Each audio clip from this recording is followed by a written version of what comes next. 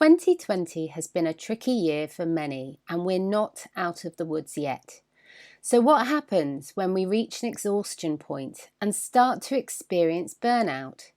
This is one owner's story and the steps she took to re-energise herself and come back fighting. Welcome to episode 35. Glamping and unique holiday rentals are surging in popularity with the growing desire of customers to book holidays that deliver an experience. They are also the new business of choice for those wanting to improve their work-life balance. So how do you build a strong business like this that gives you the life you need and a great investment? I'm Sarah Riley, and I want to share what I've discovered after being immersed in this industry for over 20 years to inspire you to find out more about what's going on. Welcome, this is the business of glamping and unique holiday rentals.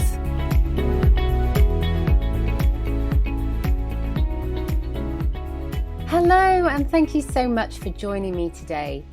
Now, this is quite a big topic, but burnout can happen to anyone, especially if they've been under a prolonged amount of stress, as many of us have been this year.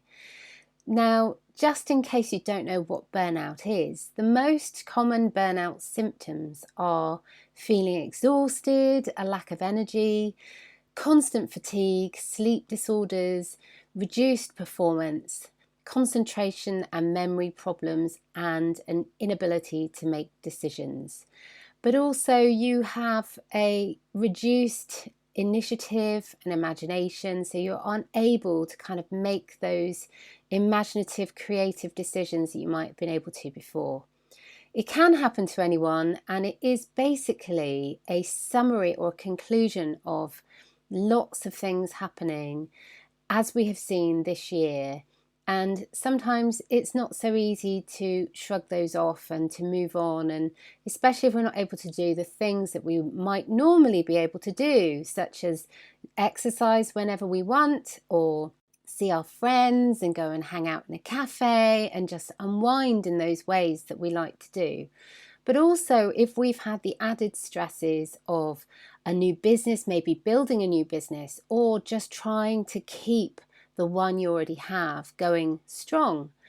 And then you've got the issues of feeling a bit stressed about your family, and are they safe, and what about school and their education, just all of these questions that we've been having this year, not just within our family, but our extended family, our aging parents and their aging parents, and the list goes on. There's plenty of reasons why we're all suffering a bit this year, and it can happen to anybody, that things can actually get a little bit more serious. And so this is why I felt it was really important to share this story from Kerry, who was really kind to actually be very open with me and to share her story on the podcast about what she went through.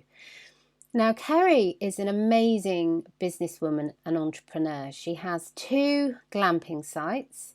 One glamping site is in the UK, in Yorkshire, and she also has another which she has just recently set up, and it's had its first season in probably one of the most difficult seasons we've ever had in this industry, over in Italy, which is where she's based. And she unfortunately had a situation, an experience that happened as a result of all the stress that she'd been under. So Kerry has been on the show before. She very kindly shared her story of why she decided to move to Italy to set up a new glamping site there when she already had a very successful one in the UK, and the whole motivation behind that. And it's a very inspiring story. And since then, we have obviously had COVID hit and everything else that happened to the hospitality industry. So this is why she was so willing to come back and share how she dealt with her own burnout experience. Now, in this interview, I do actually share a little remedy that I have, a little stress relieving drink that I swear by and I share so many times with friends and family. And I call it my golden tea. And it really is the most satisfying and just uplifting tea that you can have, made out of a great deal of ingredients, which actually each one of them has its own special quality. And I'm going to share the recipe with you at the end of this episode, so please hang on until the end. This episode actually has been sponsored by the Startup and Grow Club, which offers an accelerator program and a support group for those who want to set up their own unique holiday rental and glamping business. The reason that it's important to do this together as a group is to actually have a support system, because it's vital when you find yourself with questions on a daily basis, when you're going through your own specific journey to setting up a business. Those questions come up throughout that process, not just at the beginning, not in the middle and not in the end, but throughout. So having a club, a group of like-minded people you can go to speak about your specific issues, get the answers you need and the support you need, and then even request training on specific issues that you need extra help with, is just priceless. And that's why this club has been set up, to help share the burden and relieve the pressure of whatever is happening for you. You know, we rise by lifting others, but at times we need lifting too. So if this may help you, if this club may help you, you can find out more by going to inspiredcourses.com/club. So without any further ado, I'm going to introduce you to Kerry Roy. I hope you enjoy this interview, and do please stay on till the end, and I'll share with you my recipe for the golden tea. So Kerry, thank you so much for joining me. You have had a few experiences recently, which we talked about, and we've talked about collectively as a group and in the industry, and amongst friends and so on. And really, I reached out to you because I thought that actually you have an awful lot to share, and you could really help people that may be going through a similar situation. And so, first of all, tell me a little bit about your experience and what happened. Okay, so I realise now, looking back, that I'm very driven, and I find it hard to say no to opportunities, and I just have that fire in my belly to keep going. And especially in this industry, the glamping industry, it is a growing industry, so it feels like there's a lot of opportunities and different paths within the industry to grab. I have a glamping site in Yorkshire, which I've had for 9 years, and then I came over to Italy a few years ago to set up a second glamping site in a country where I know no language. At the time I knew nobody, and I have managed to break that barrier and finally set up this beautiful, smaller little oasis. However, it didn't feel like an oasis to me for a while, because everything just felt clouded. And I realise now I was so in a state of overwhelming that I couldn't see things clear for what they were. I was always in very much it's like running on adrenaline. The only way I can say is that I think for many years in business, I realised I ran on this acute stress and adrenaline that became the norm for me. And it did. So I didn't know how to be anything other. I'd always be snappy around certain loved ones, especially those closest to me, like my father and my partner. They would get the brunt end of the stick. I'd be just frustrated, emotional, angry. But all I kept saying is, this is meant to be like this, because I'm trying to set up a new business, and I've got 2 businesses, and this is how it is. This is how it is to be an entrepreneur. So just accept it and get on with it. Until my body literally told me to stop, and my body shut down on me. And it was at that point where I knew I had pushed myself physically and mentally to an extreme that I didn't realise that my body could actually do that. I didn't realise my mind and my body could say, just stop stacking and just put the brakes on. And it was a big wake-up call. So it was about a year ago, last January, I was driving back from the UK, and again, we spoke earlier about, you know, not always being present in the moment. Whatever I was doing, my mind was always in business mode, or it was focusing about everything else I've got, that never-ending task list. And we all have that never-ending task list in business, because that is business, and that's entrepreneurship. But I would always try to think that I could get this whole task list down, and, you know, maybe have 20 things on that task list to do in one day. And when I was driving back, for many weeks running up to it, again, I was very snappy, emotional. I was getting a lot of tingles in my veins, in my body, and I started to shake. That if this was just a few weeks prior, I noticed I was getting so worked up that I was tremoring, and I just thought, this is, again, it's just the norm because I'm feeling a bit stressed. And then in the car, I was on a mountain pass, and all of a sudden this huge amount of emotion just reared up in me, and I was driving and I was shaking, and I literally had this massive meltdown. And I don't know if it was a near breakdown or a panic attack, because I've never suffered with panic attacks before. And I couldn't drive. We had to pull up. Thankfully, my boyfriend was with me, and he just, what the hell was going on? But everything, my speech stopped. I was absolutely erratic every time he came near me, or anyone, the paramedics came near me. I was just shouting like a monster and raging.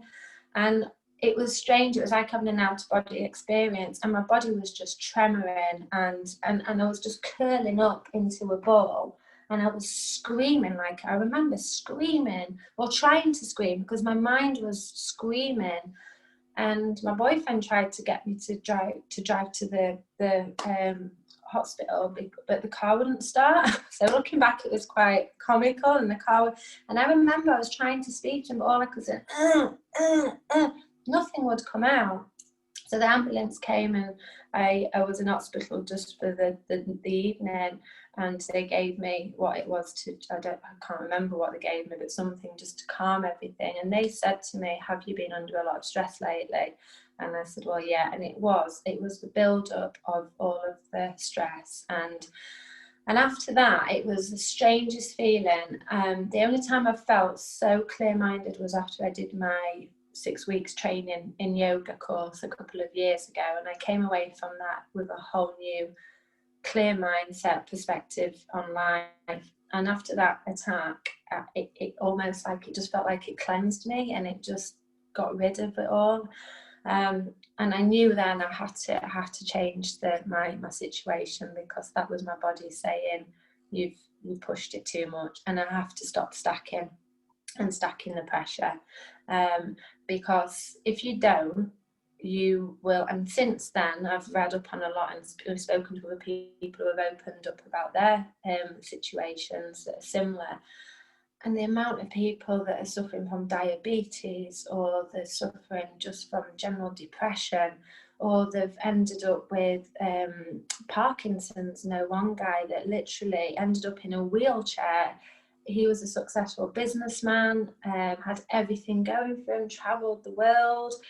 Anyone on the outside would have just seen that he just had this amazing entrepreneurial spirit and this amazing lifestyle. By the time he was 55, he's now is disabled, because and apparently that was stress. That stress put him into a mobility chair, and now he has to go around with an electric mobility. And looking back, he says he wishes he'd have listened to his body when it warned him a long time before, but he didn't. He kept doing it, and he kept going. And I think that's the problem, is, do we listen to it and actually change it, or do we change it for a period of time, that then, being that entrepreneurial spirit, do we then go back into old habits again? And then that's when it affects you in the longer run. And for me, that's a scary thought. And as you know, Sarah, you've been there yourself before, and you've had that with your health, and that literally, you know, threw your world apart. And is it worth it? Then you ask yourself, is it all worth it? Is it really worth putting ourselves under this pressure, and not just ourselves, our close ones, our loved ones around us, who we become horrible to. I don't become the best of myself. I become the worst person. It's like, there's two sides. So it's, I still ask myself now. And that's why at the moment, I'm very much in a situation of business is doing well, thankfully, and it's all kind of been worth it. But I know I have to, and I really am trying hard. It's like taking a kid to a sweet shop who wants all the sweeties, and they're not allowed. So they're like, no, I've got to not eat them. And I'm having to. For me, it's harder to slow down. It's harder to step back than just run with it and keep stacking. And I find that really hard to be still. Everything that you're saying there, really, I resonate with totally, because that, even when you were mentioning about the tingling through the fingers, that's like energy and adrenaline surging through your body at certain times, and that's kind of linked to adrenal fatigue and all that kind of thing.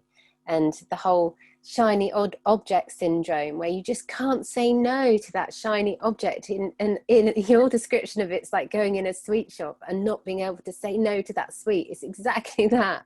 Yeah, taking that step back, it's really, really hard. But it's fantastic that you listened to your body and you were given a big sign that you needed to listen. And it couldn't have been, that must have been incredibly scary.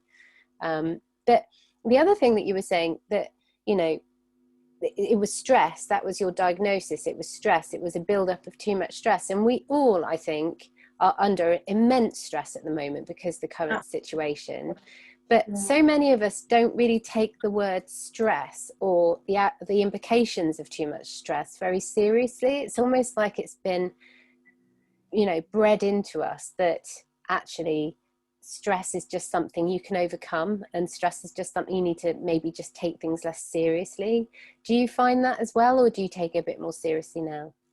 Yeah, I do take it more seriously now. And I think what I've learned, and because I've read up on a lot, and thankfully after doing my yoga, and we wanted to create wellness retreats, which is part of my business plan, is I've started to read into more, and from friends that are therapists, I've learned a lot from them of what is the difference in stress and acute stress, which is acute stress is more of an underlying stress that is building up and is there with you for a longer period of time. And then we have that stress where, if it's an event that just happens, like now, there's a lot more people that are stressed because they're losing jobs, they can't see their family, people are ill, and some people are dying. So that becomes a more temporary stress, and at the time it probably emotionally is a lot bigger, and you might rage with it or cry. However, everybody deals with things in a different way. But the acute stress is it's a longer one, and that acute stress is then adding in all of the other emotions. And I think for myself as well, because of the separation that I'd gone through as well, I didn't deal with my emotions because I literally threw myself into creating and developing the business, that it was blocking out and suppressing any other underlying emotions or personal emotions. And then that all comes to a head, and that's when it's dangerous for our body, because it's dangerous for the body and the mind. And there's definitely, I know some people will say that, in fact, so one of the guys yesterday who own a restaurant, they said they need a bit of stress, and some people do feel that we need a bit of stress to keep you on your tippy toes. And I think stress does come to all of us. It's a natural thing, and we all deal with different ways. But yeah, that acute stress is something that you feel isn't there, and it's not a stress. You think you're dealing with it, but actually you're not dealing with it. And it's not until you maybe like have the therapy, which I had to have some therapy, and it's not until then that I can look back clearer, with clearer glasses on, and say, actually, God, yeah, no, I can see now, looking back, I could see it coming. I could see it, but at the time I couldn't, because I've just become immune to it. I became immune to living as an acute stressed person. Yeah. forgetting what it used to be like. And I think you're right there, that you have real moments of positive stress, which I think is a good thing, because that gets you fired up, it gets you excited, it gets, you know, you really working hard or whatever for the moment, whatever you're doing. So I find that when I'm speaking on stage, I have positive stress, because it gets me really excited, it brings up my energy, and, you know, and then I do a better job speaking on stage.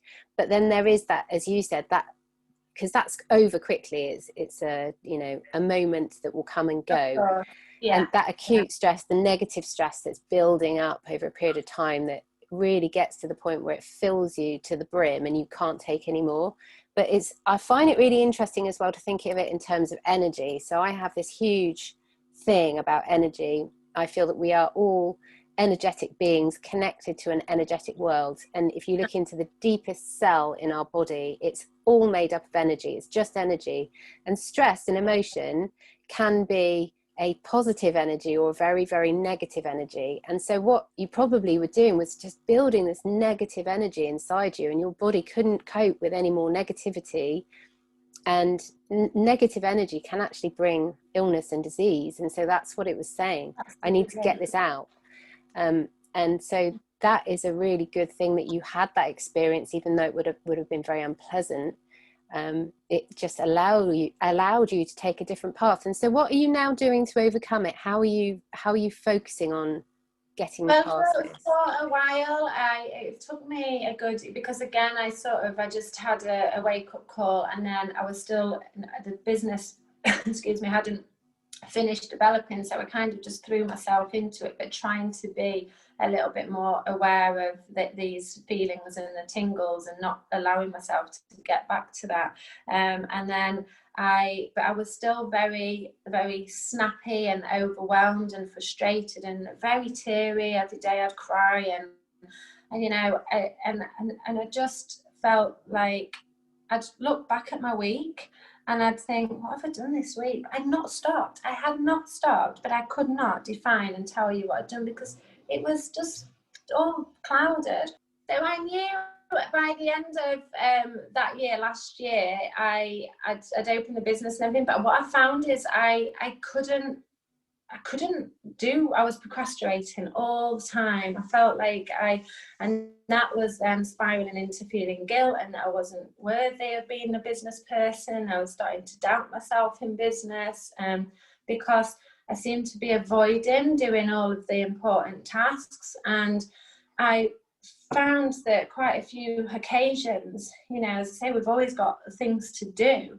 I'd open my laptop and I'd just sit there and I'd think, I don't know where to start. I didn't know how to start. And so I had this block for many weeks. It was just blocked, and I realized I wasn't getting anything important done because of this, and I needed help. I had to get some help.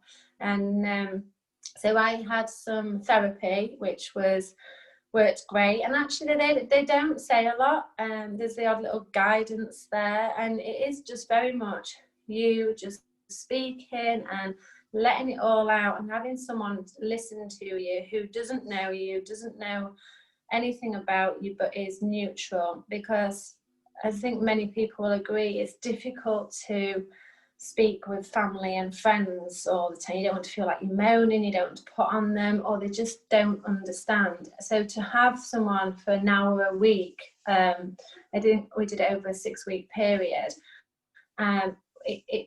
then you realise that you're answering your own questions. So actually, whilst you're talking, you then say things that come to light, and you go, actually, that's why. That's what I need to be doing more of. This is why I get like I do. So we know it, but so that works for me, and just a little bit of guidance on how to. One of the big things actually was stop trying to do too much in one day. And again, for us that have always got, you know, that never-ending task list, you want to try and get everything done. And she called it the Pomodoro effect, and it was just a case of limiting yourself to your 4 important tasks a day. And I'm thinking, 4? Oh my God, I need to get through like 10 or 15 in a day. but that is just, you know, what is your main priorities, what might you not get done, and what's the bits that might just keep passing on and passing on. And that actually for me helped a lot, just to go, do you know what, just do less, but focus, do less and do it right, rather than trying to do everything and being what felt like being absolutely all over the place. And I had no focus because I was trying to be everything to everyone. I wasn't saying no, I was trying to do everything. And all you do then is you do snippets and pockets of this and pockets of that, and you never feel like you get anything finished. What do they call it? Jack of all trades, master of none. And that was exactly how I was functioning. And then during lockdown, a friend who's a therapist had recently trained up in hypnotism, and he was adamant that he wanted to just try it because he'd seen it in me not knowing that he'd seen I can be quite scatty and I was a bit all over. And he said, let me just do a session on you. And those tingles, because I was still getting the tingles, and he did 2 sessions on me just virtually, and I have to say those tingles have gone, which is incredible. And there's been a lot of moments this summer where I should have been feeling, and I was waiting for them. I've had moments where I'm like, oh, strange, I'm waiting for this adrenaline and all these tingles to return, but it hasn't. So therapy's helped, and the next is eating properly, because I found that if you're rushing around and you start attacking the sugar is the worst thing for your mood. And having too much sugar, we are what we eat, and it's so true, is if you get your diet right, you can feel so much better, and having that energy alone, and just being a happier person, and yeah, the right food can make, and actually sitting to eat and not just grabbing like we do. And then also exercise, which I don't, to be fair, still haven't really been I haven't been, but when I do I feel great. But yeah, and outdoor, for me, I believe in, you need your sanctuary space. There's creating something that is for you when you're feeling like it, and just being honest and saying, I just need time out. Like a child, when a child gets over and they need time out or 5 minutes, is we all need just that time out. And for me, working and living in the same place and having family and friends over and trying to, you know, accommodate your friends and family and work at the same time is a lot of pressure sometimes. And so I got my camper van, and that is my time out. I just get in and I go away from here to actually have time off, because if I don't, I just keep working, and then I find that that's when I become a more stressy person, because I'm not giving myself a break, an actual break, even if it's a day, 1 day a week, 2 days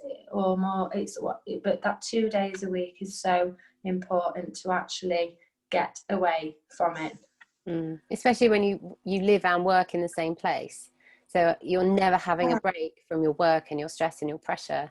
So yeah, absolutely, I totally agree with you there. Do you think it's people in this industry that are susceptible to it, or do you think it's entrepreneurs in general that are susceptible to it?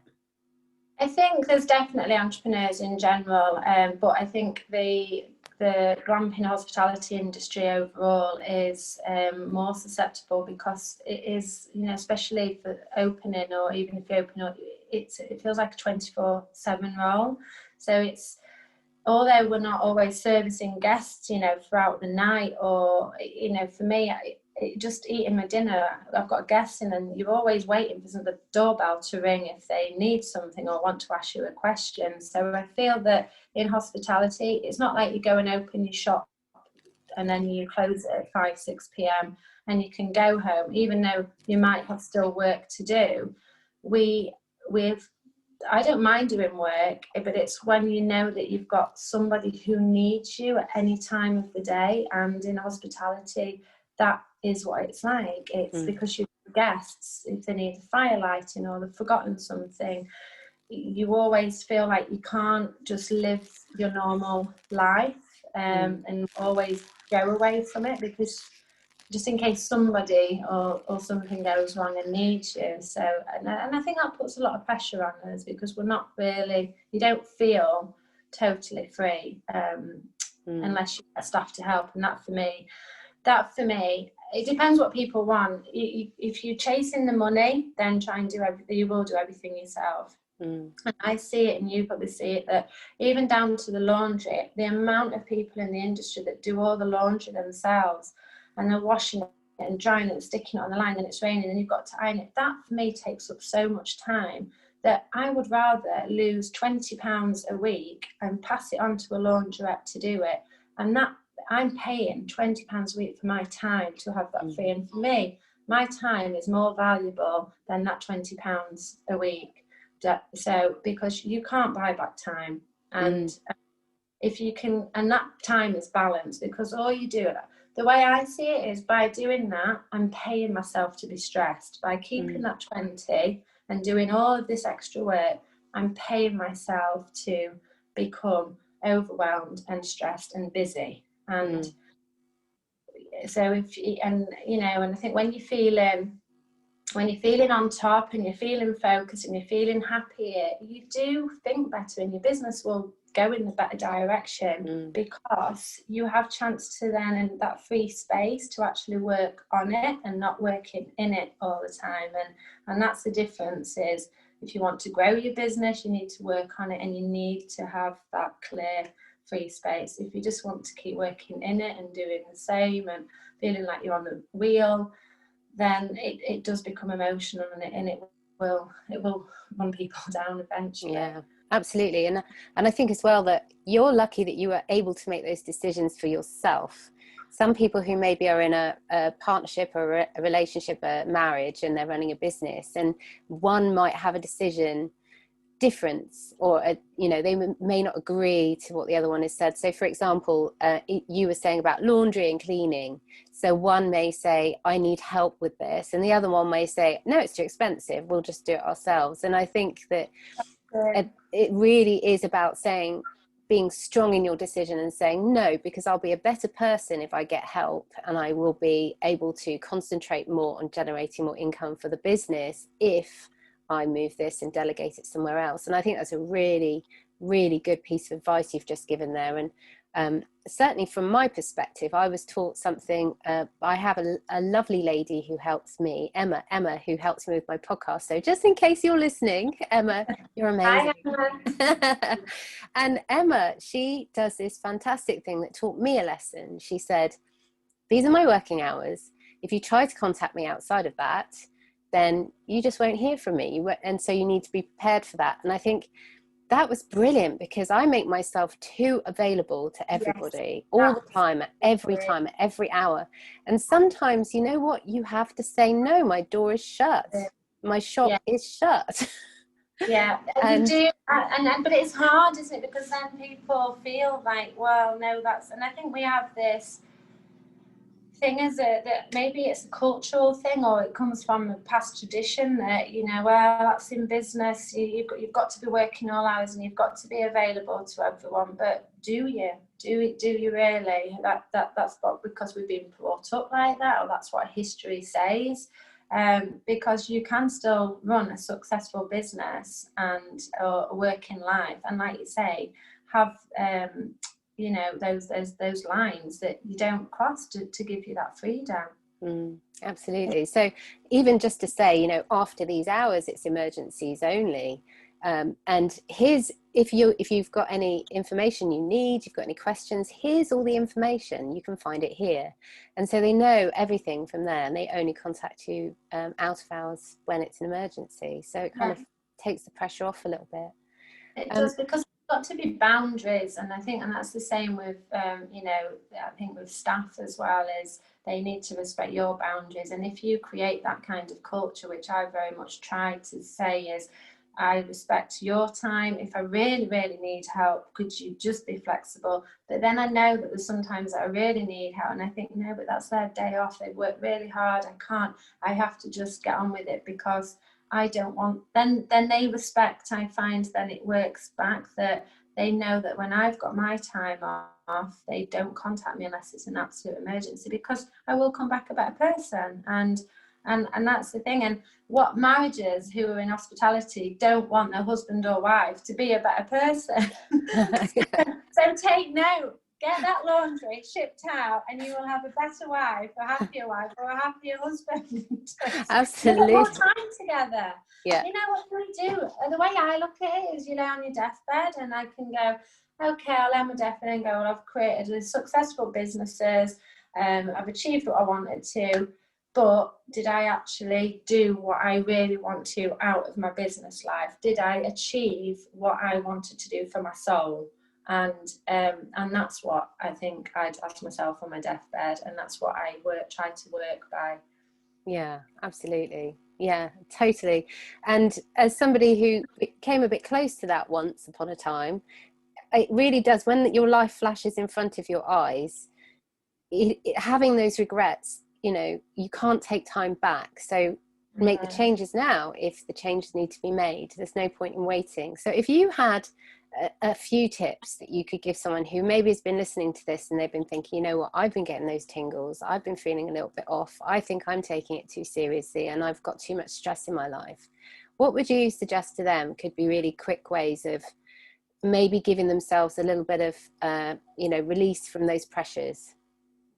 I'd say, if you're afraid to speak to anybody, which I know some people are, and they keep it all enclosed, is have a read online about those symptoms that you're having, and you will see that there's a pattern, and it will start to open up the reasons what's creating it. Do not be afraid to get therapy. I mean, I was having these emotions during a time where I literally was almost about to. All of the money I'd invested, I hadn't opened, and I was nearly about to liquidate my business as well because of everything that had happened. And I thought, I can't afford therapy, I can't afford it. And then I realised that was the best money I spent, because that has brought me back to where I need to be. So don't look at therapy as just another expensive outgoing. It's probably the best part of that money that you can spend on yourself when you're feeling this pressure to correct you. And honestly, I mean, for me personally, I'm not great at it, as that I'm not doing it often. But when I have tried to do it often, and I know this is not something that a lot of people can get into easily, is meditation. It really does work. And I've always been quite a sort of, if things are going wrong. And if I do it for maybe 3 minutes, 5 minutes a day over a 2-week period, those things that usually bother me literally just, I'm very calm about it. But you have to maintain it and keep doing it, and getting outside, making sure that you go and do whatever it is that makes you happy is the simplest thing. It could be crafts, it could be walking, it could be cycling, and taking yourself away from your work surroundings. And one other tip, but I've always actually done this, and I see a lot of people in the industry that they don't, or they can't. But if you do have help, and you do have staff, or you have family, and you have admin work to do, or you've got marketing to do, I actually find that if I take myself away from the business where my home is, and I'll go and sit in a cafe, and I'll probably say, right, this morning I'm going to crack on and do all my marketing, and I'm going to do something admin. The amount of work I can get done in a shorter period of time by switching my environment is phenomenal. Because if I'm at home or at the business, you're always getting distracted. You think, I've got this to do, and you start picking and pocketing at other things. But to take yourself to a cafe where it's a nice atmosphere, or anywhere, whatever environment makes you feel good, you can actually get a lot of work done. Last year there was one afternoon I just took my phone to the beach, and I thought, and people might think, oh, she's not working, lazy. I blasted out more work in that afternoon than I probably would have done in a day at being at home. And I came away feeling good, because I'd actually switched my environment, and I got my work done because I was focused. And there was nothing around to distract me. So that is a big tip I would suggest and advise to anyone, to just try it and see. Yeah, not quite so easy now because of COVID and the No, virus. exactly. It's not. But when we can and when it's safe, definitely get out there. And I think more than ever, as people have been in lockdown in the same situation, or they're working from home in the same situation, it does generate these pressures which you can't leave at work. You can't walk out the door and shut the door and that's it. That's your pressure left behind. It stays in the house. That energy stays in your home. Exactly, and that's it. So right when you talk about that energy, there's no, especially now with COVID, there's no definition, there's no defining and going to work and coming back at a set hour and then just shutting the door and living your home life. It's all becoming blended, and I think that's when we can get a bit confused mentally. And I know a lot of my friends that are working from home that normally go to the office and come back at 5 and just finish work. They're working, so the laptop's there, so they're sitting there till 7 at night now and actually working more than ever before because it's there. The office is in their dining room or in the lounge or bedroom, and that they should be our sanctuary spaces. But yeah, I think it's hard, isn't it? It is really hard, but I think that you're right. It's about creating a routine. It's creating those patterns that allow us to switch off and allow us to take a break. And I love the idea about your camper van. And I recently sold mine and I really desperately miss it.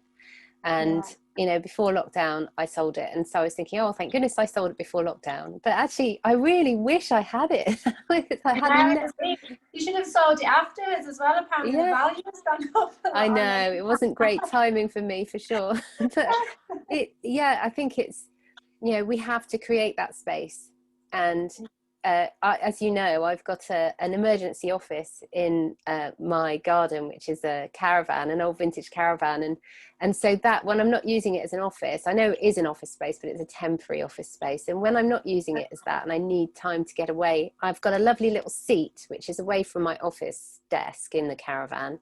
And, you know, I have a little burner, an incense stick, and I'll go out there and I'll just sit. It's in the window and you just sit there kind of out of the rain, and as we're in the UK, and and just, you know, get that real balance of making your mind understand that you're switching off. I think that's the key, isn't it? It is, and just being still and trying not to think about the work, and I think that's what I enjoyed about the meditation side, is it actually does stop you thinking about just being present. And it's all about just being present and trying not to always focus on the future so much. And I think COVID's proved to us all that you can't always predict and focus overly on the future. It's good to have plans, but we can't always control it. So being present and being present with your loved ones and your family and friends is the most important thing. It really is. But entrepreneurs, we just can't help it. Or glampreneurs, as I call it. So it's but and I think in the industry as well is people don't always speak about it. I noticed this, I think it was maybe last year at the Glamping show, the more people that are coming into the industry, and the more sort of, you know, years ago when I opened, there wasn't the shows and the networking, and obviously it's great, but it also can have this stigmatism, like any big corporate industry does, that there's a little bit of hedonism, and there's those that think they're better than others, or they don't want to open up too much about the problems because they might feel like, oh no, because it's almost opening yourself up to competition that could you know, squash you almost. But I think it's good that we should, you know, in this kind of industry where a lot of us have got farms, rural spaces, outdoor spaces, where a lot of people, our guests, are coming because it makes them feel like any stresses are released. We should be able to, as hosts of what they're offering, we should be able to just openly speak and say, oh, God, I'm really struggling, you know, how do you find this, and what did you do, and help each other with that stress and emotion, and it'd be nice if we can create that rather than feeling like we're always competing. I think so, absolutely, because there's room enough for everybody. We don't need to compete or attack, or be worried or fearful of not being noticed in amongst the crowd. It's really important that we feel very grounded with that there's room for everybody. So it's been fantastic speaking to you, Kerry. I always love talking to you. We actually talked for an hour and a half before we even started recording. We did. We just getting carried away. So it's just been a delight, and so much better than me focusing on my finances, for sure, my accounts. But now you can procrastinate again. You see, we always procrastinate with those jobs that we just don't like doing, do we? But... Absolutely. So my accounts day has turned into a chatting with Kerry day, and I tell you what, so much nicer. I'm glad it helped, love. Thank you so much. But I can't wait to come over and see you at some point when this all passes, and I think it's just going to be really amazing to see what you set up now that and also to anyone listening, if you want to go back to the original podcast for Kerry did an interview with me ages ago, which was you actually starting on your journey over in Italy to now, and so there's this huge jump between the two, and now you're all set up and it's all kind of you're running it, and it's amazing. And it nearly broke me. But the key is it didn't. I need to tell the tale, and thankfully it's all come out right at the end. There's always a silver lining, isn't there? Yeah. Absolutely. So no, thank you, Sarah. It's been a pleasure, and I hope other people can sort of anybody else that's sort of feeling this way, that they can relate to what we're saying as well, and you're not alone, and don't be afraid to speak out. Absolutely, yeah, seek the help you need. Thank you, Kerry, again. Take care. See you soon. Take care. Bye. Thank you for joining me today, and thanks also to Kerry for sharing her story. If that meant something to you, if that touched you, then please do seek help. Speak to a friend, speak to a loved one. You shouldn't be doing this on your own. And if you get the help you need, things will definitely look brighter. And in the meantime, if you need to draw upon my own secret golden tea, which is about to become a secret no more, then I can highly recommend this. It tastes quite unique, but it's still amazing. And I'm going to speak to you about all the recipe and also what each element does. So first of all, you get yourself some hot but not boiling water in a teapot or a saucepan, or however else you will want to make it. It might get stained a bit, because what you're going to add to that is half a grated turmeric. If you can get a fresh one, that's fantastic, but the powder is just as good. And then you get an inch of grated fresh ginger, and then 10 saffron strands, and then you add some chili to taste. Now, I love hot things, so I always put a lot of chili in it, but not everyone else likes that. But when you're about to, so you let it stew for a bit, and then when you're going to pour it into your cup, you put some lemon juice and some sweetener of your choice, either honey or maple syrup or something like that, to give it a little bit of sweetness. Honey is really lovely and it works really well with this. So the reason this is so good is because the ginger actually fires off your reward center in your brain.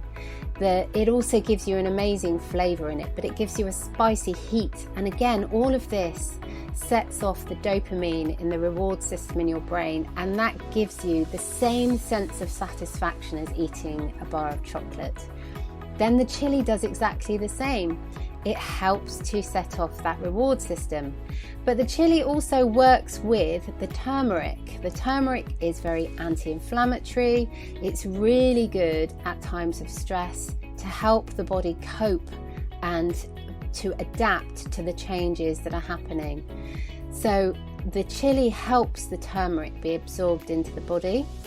And the saffron, research from Australia shows us, apparently acts like a mild antidepressant.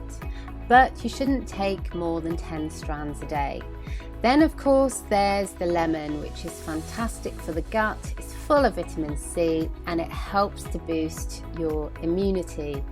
So all of these things are fantastic if you want to have a healthy, uplifting, golden tea to help you through those moments when you might need that extra little boost. So I hope you enjoy that recipe. Do please leave a review on this podcast episode because I'd really like to hear from you. And remember, if you are struggling, seek some help. You don't need to do this on your own, and there's lots of people who will be more than happy to help. So take care and hope you will join me again soon.